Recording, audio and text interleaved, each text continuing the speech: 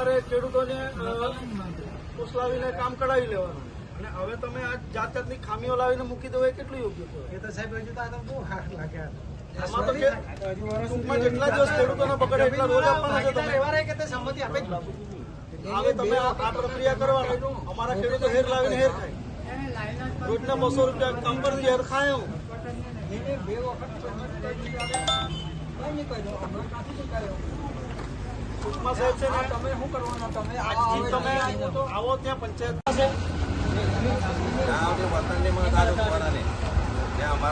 તમે આ document ready કરાવો, નોટરી કરાવો, ખેડૂતોને નોટરી કરાવી, બધું કરાવ્યું. આટલા દિવસ તમે દોડાવ્યા, આ નોટરી કરાવ્યું. આ નોટરી કરાવવાનું કામ કરો તમે વળતર નહીં આપવાનું. તમે પાઇપલાઇન નથી નાખવાનું.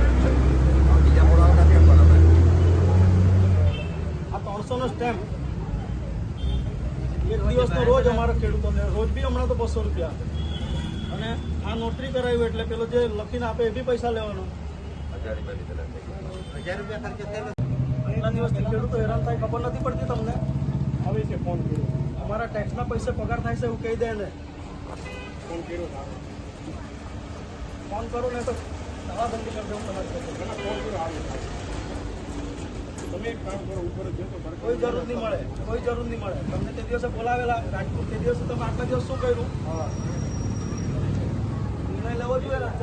3 વર્ષથી ખેડૂતોને હેરાન કરો.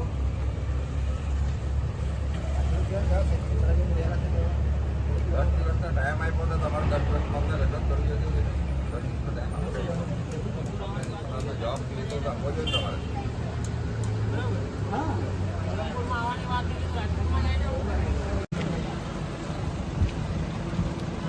આવો ને ભાઈ.